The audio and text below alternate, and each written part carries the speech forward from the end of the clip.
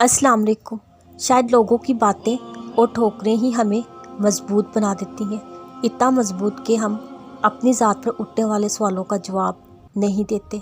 शायद जवाब देना भी नहीं चाहिए, क्योंकि कुछ सवालों के जवाब वक्त और अल्लाह रब्बुल इज़्ज़त देता है।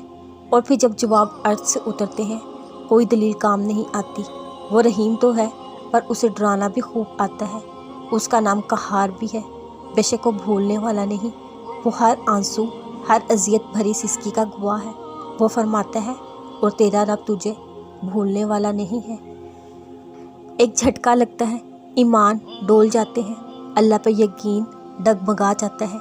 अल्लाह है भी या नहीं, वो सुनता भी है या नहीं, ये सवाल करने लगते हैं। तुम्हारी तकदीरों की महराब पर सबसे ऊपर दुआ लिखा है, तलब करो अता किया जाएगा, यकीन रख कर मांगो, दूर क्यों भागते हो।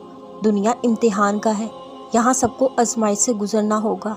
आजमाइशें भेस बदल बदल कर आएंगी तो क्या करोगे।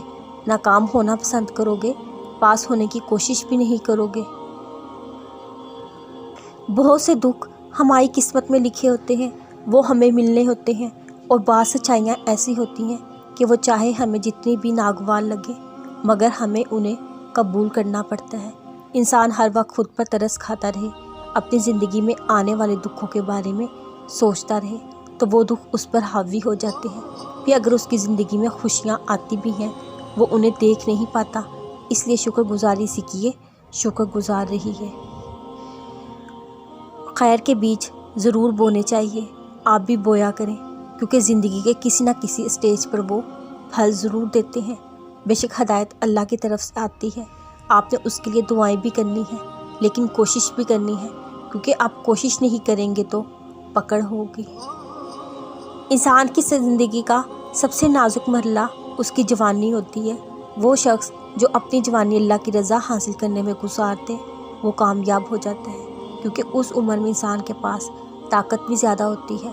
वो अपनी सलाहियतों को बेहतर तरीके से इस्तेमाल कर सकता है। मसलन एक शख्स की आवाज़ बहुत खूबसूरत है, वो चाहे तो रब का कलाम पढ़कर रब का कुर्ब भी हासिल कर सकता है, और चाहे तो सिंगर बनकर अल्लाह से दूर जा सकता है। यही तो इम्तिहान है अल्लाह की तरफ से, कि मेरा बंदा मेरी दी गई नेमत को मेरी खातिर इस्तेमाल करता है या अपने नफ्स की तस्कीन के लिए। हर मुसीबत में आपका बुरा होना नहीं लिखा होता, हर दर्द वाकई दर्द नहीं होता। कुछ मराहिल आपको साफ़ और ख़ास करने के भी होते हैं। आप रोज़े भी रखते हैं, तब भी अजियत महसूस होती है, कभी भूख कभी प्यास की। आप सर्दी में रब के सामने उठकर नमाज अदा करते हैं,